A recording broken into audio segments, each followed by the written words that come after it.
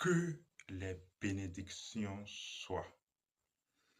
Ici, Abish Adjiboye, pour vous présenter l'environnement d'un initié ou l'environnement des initiés. Que faut-il comprendre pour grandir intérieurement?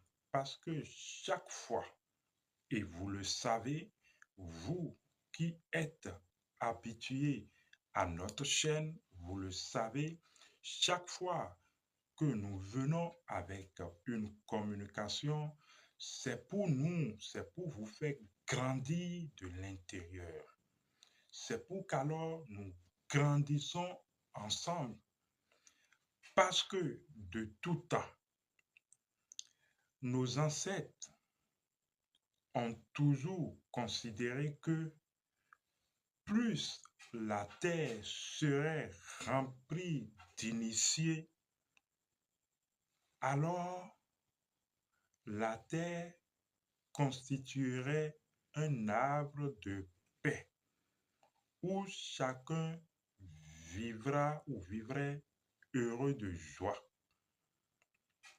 C'est justement cela quand on parle de l'environnement d'un initié.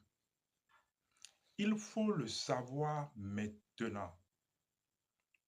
Les initiés, quoi qu'on dise, constituent le sel de la terre. S'il manquait un initié dans votre environnement, que serait votre environnement en termes d'équilibre? La question se pose. Vous pourrez dire, mais que dit là Abish Adjiboye une fois encore?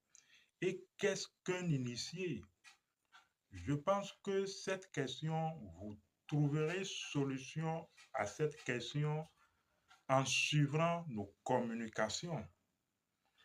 Allez dans notre liste de vidéos, suivez nos communications jusque-là et vous allez comprendre. Parce que certaines choses se saisissent, se comprennent au-delà des définitions. Ça se comprend depuis notre propre intérieur suite au vécu de nos expériences. Les initiés constituent le sel de la terre. Ce n'est pas osé. Tenez-vous tranquille. Il faudrait irrémédiablement que vous ayez un initié dans votre famille, mais également dans votre environnement. De toute façon, vous avez souvent un initié dans votre famille et dans votre environnement. Quand je parle de votre environnement, que ça soit votre lieu de travail, votre résidence, les endroits que vous fréquentez, votre lieu de détente, il se trouve forcément un initié dans cet environnement. Même si vous ne le savez pas, que vous soyez en déplacement ou pas, il y a toujours un initié dans votre environnement, même si vous ne le savez pas, je me répète. Parce que un initié dans votre environnement est une bénédiction pour votre environnement. C'est le sel de votre environnement.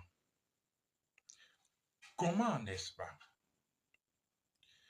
Quand vous prenez le monde dans lequel nous sommes et le monde que nous vivons, le monde que vous vivez, que vous appréhendez, se trouve dans un espace-temps donné.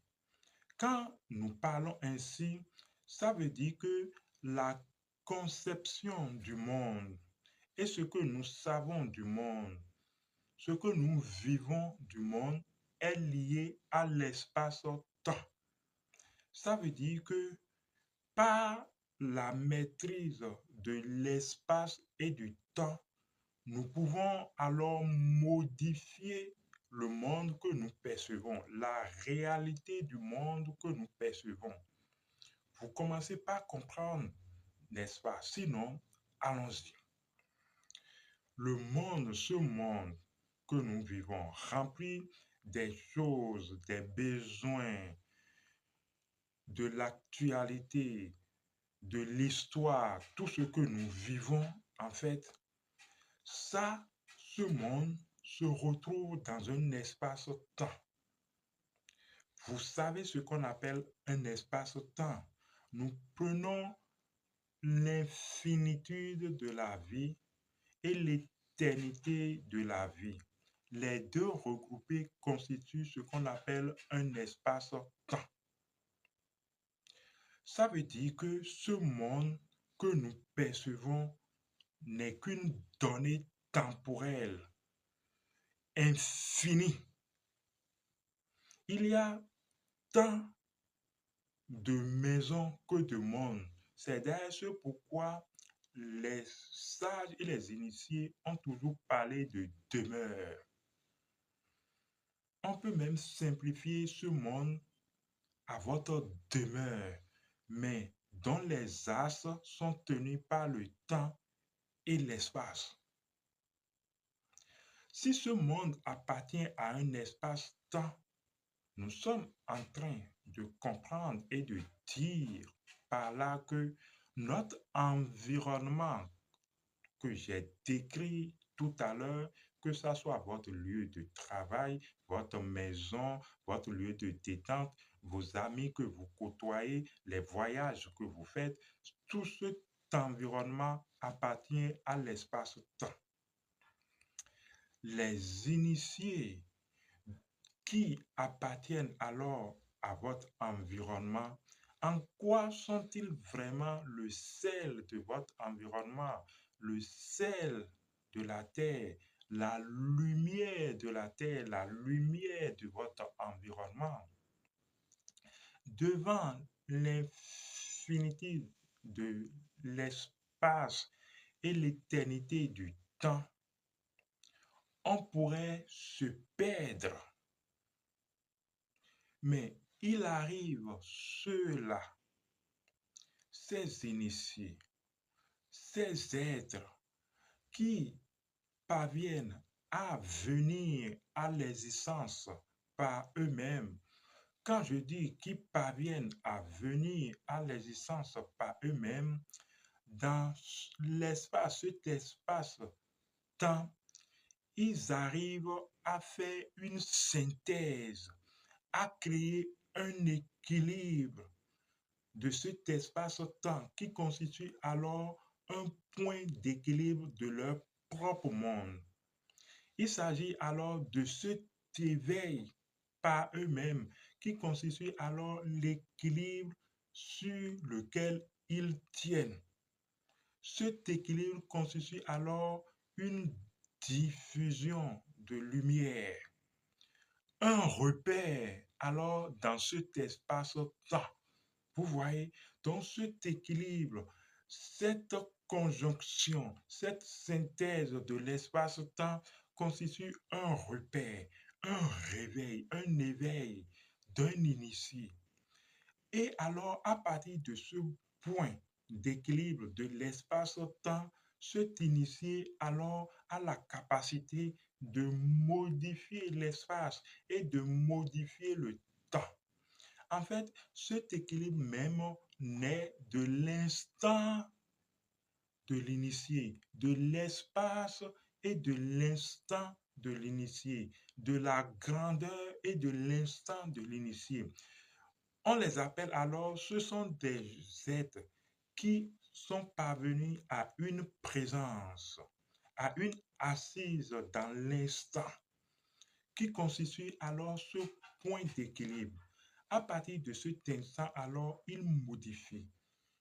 En fait, ils équilibrent l'environnement et l'espace. Donc, leur monde.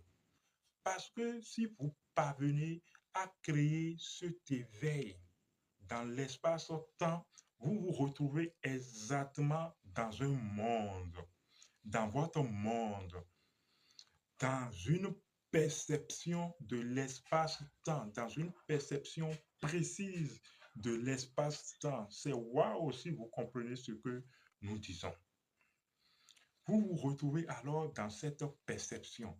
À partir de cet équilibre, de cet éveil, de ce instant, de ce grand instant, voilà, donc grand instant, voilà le mot, de l'espace-temps, vous agissez et vous participez à l'équilibre de cet espace-temps. C'est donc ainsi que réalisant cela dans leur propre monde, dans un environnement, l'initié participe à l'équilibre sans cesse. L'initié constitue alors un point de repère, de bascule,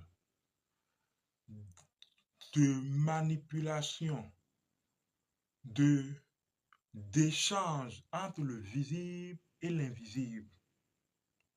Ce qui revient à dire que quand vous avez un initié dans votre environnement, les choses passent par lui et les choses sortent par lui pour l'équilibre de l'environnement. C'est également alors un point d'ordre, d'équilibre, d'harmonie. Et naturellement, vous bénéficiez de tout ça selon alors son dégagement dans l'environnement. C'est pourquoi de tout temps, alors, ça a été une bénédiction que vous côtoyez un initié, un maître, un instructeur. Parce que ce point d'équilibre constitue également un commandement de l'initié, donc dans l'environnement. Parce qu'à partir de ce point d'équilibre, l'initié parvient à commander l'environnement ou à s'harmoniser avec l'environnement. Puisque je me rappelle alors de cette loi que nous enseignait notre instructeur chez les adeptes mangeurs de Dieu, où on disait ceci: pour commander, il faut apprendre à obéir. Pour commander, il faut apprendre à obéir. Donc, le commandement, ce n'est pas alors une imposition à la nature, mais ça résulte de cette obéissance même que l'initié a de la nature, en obéissant alors aux lois de cette nature, donc en agissant sur ce point d'équilibre qui n'est rien d'autre qu'un accord, un contrat, une obéissance aux lois de l'espace-temps. L'initié parvient à commander l'environnement. Vous voyez, alors, imaginez que vous vous retrouvez dans l'environnement de quelqu'un qui arrive à ce commandement, à ce point d'équilibre. N'est-ce pas formidable? Saisissez-vous la chose où la personne a un protocole d'accord avec l'espace-temps de son monde. Or, le monde que vous vivez à l'extérieur, c'est le monde qui est à l'intérieur de vous. Donc, que vous parvenez, c'est d'abord un travail intérieur. Ça a été toujours ça. Vivre alors dans l'environnement d'un initié, vous pouvez imaginer tout le reste. Abish Adibouye, à la prochaine.